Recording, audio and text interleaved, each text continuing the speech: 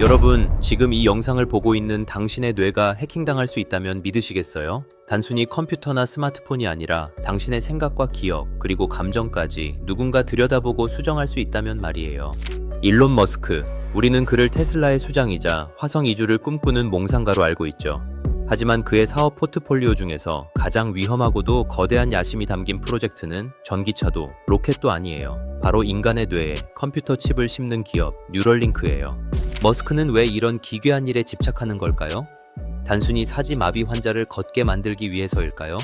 겉으로는 그렇게 말하죠. 하지만 그 이면에는 소름 돋는 진실이 숨어 있어요.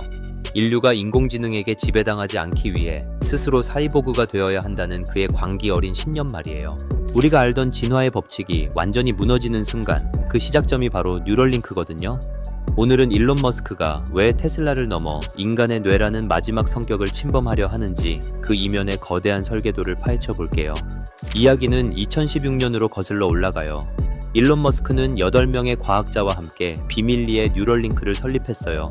당시 사람들은 그저 머스크가 또 다른 엉뚱한 사업을 시작했다고만 생각했죠. 하지만 머스크의 머릿속은 공포로 가득 차 있었어요. 2015년에 그는 이미 오픈 AI를 공동 설립하며 인공지능의 위험성을 경고해 왔거든요. 그는 인공지능이 인간보다 수천 배, 수만 배 똑똑해지는 인공일반지능, 즉 AGI의 시대가 오면 인류는 멸종하거나 인공지능의 애완동물이 될 거라고 확신했어요. 실제로 그는 강연에서 이런 말을 한 적이 있어요. 인간은 인공지능에게 있어서 느려 터진 집고양이 같은 존재가 될 것이다 라고요. 이 말, 그냥 비유가 아니에요. 머스크에게는 실존적인 공포였던 거죠. 여기서 첫 번째 인지 부조화가 발생해요. 보통의 사람들은 인공지능을 통제하기 위해 법을 만들거나 개발을 멈춰야 한다고 생각하잖아요. 그런데 머스크는 정반대의 선택을 해요. 인공지능을 이길 수 없다면 우리가 인공지능이 되면 된다는 거예요. 이것이 바로 뉴럴링크의 기원이자 결핍의 핵심이에요. 인류의 생존을 위해서는 인간의 뇌와 컴퓨터를 초고속 데이터 케이블로 연결해야 한다는 논리죠. 하지만 초기 반응은 냉담했어요. 과학계에서는 말도 안 되는 소리라며 비웃었죠. 인간의 뇌는 수천억 개의 뉴런이 복잡하게 얽힌 소우주인데 여기에 칩을 심어서 데이터를 주고받는다는 건 공상 과학 영화에서나 가능한 일이었으니까요. 게다가 머스크에게는 시간이 없었어요. 인공지능의 발전 속도는 지수함수적으로 빨라지고 있었거든요. 그는 2019년 드디어 세상 앞에 뉴럴링크의 시제품을 공개하며 선언합니다. 머리카락보다 얇은 실을 뇌에 심어 생각만으로 컴퓨터를 제어하는 시대를 열겠다고요. 그런데 말이죠. 여기서 정말 소름 돋는 사실이 하나 있어요.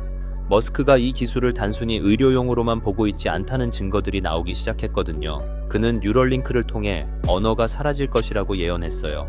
굳이 입을 열어 비효율적으로 말을 하지 않아도 뇌와 뇌가 직접 연결되어 텔레파시처럼 소통하는 세상.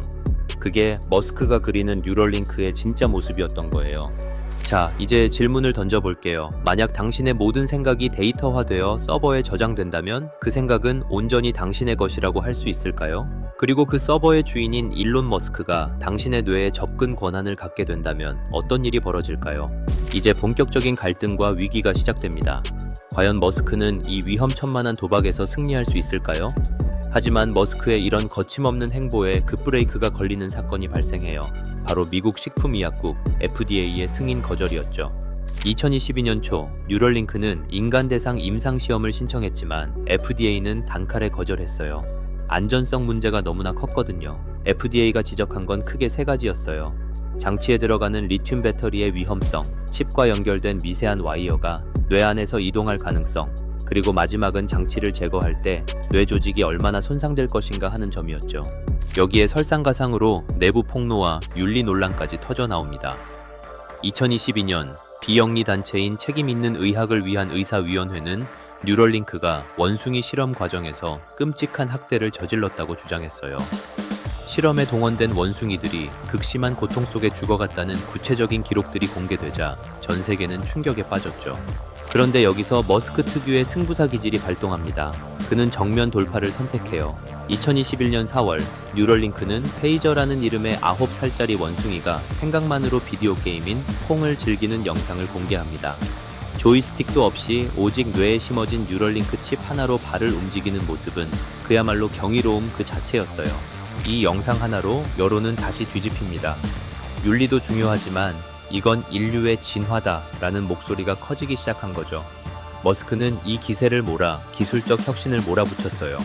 칩의 크기를 동전 정도로 줄이고 로봇이 직접 뇌 수술을 집도하게 만들어 오차 범위를 최소화했거든요. 하지만 경쟁자들의 추격도 만만치 않았어요.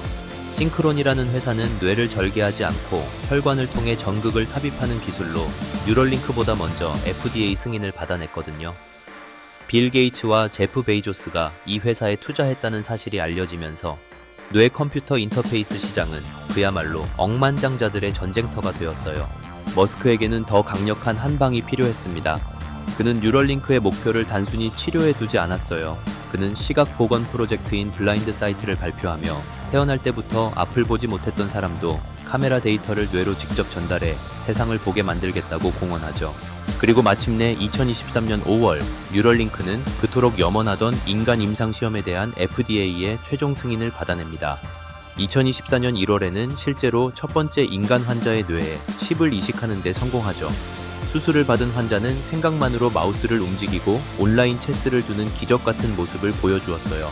하지만 기쁨도 잠시 예상치 못한 기술적 결함이 발견됩니다. 뇌 속에 삽입된 미세한 전극실들이 뇌의 미세한 움직임 때문에 뒤로 밀려 나오기 시작한 거예요.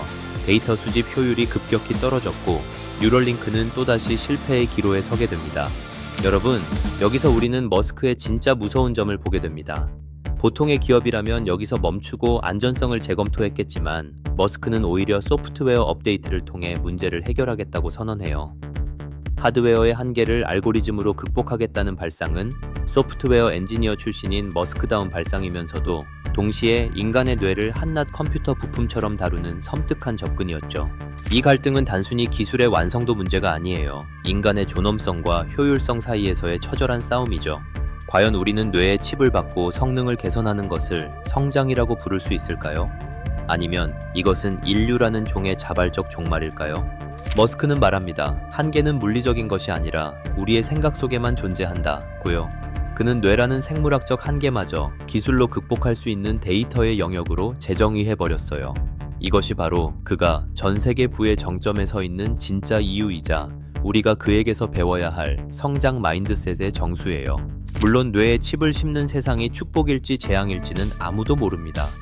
하지만 분명한 건 누군가는 두려워하며 멈춰 있을 때 누군가는 인류의 정의를 새로 쓰고 있다는 사실이에요. 당신은 어떤 미래를 준비하고 계신가요? 기술에 종속될 것인가? 아니면 기술을 도구 삼아 초월할 것인가? 그 선택의 시간이 생각보다 빨리 다가오고 있습니다. 성장의 시간은 단순히 부자가 되는 법을 말하지 않습니다. 우리가 어떤 존재로 진화할 것인가, 그리고 그 과정에서 잃지 말아야 할 인간다움은 무엇인가를 끊임없이 질문합니다. 오늘 머스크의 뉴럴링크 이야기가 여러분의 세계관을 뒤흔드는 작은 균열이 되었기를 바랍니다. 오늘 영상이 흥미로우셨다면 구독과 좋아요 부탁드려요. 지금까지 성장의 시간이었습니다.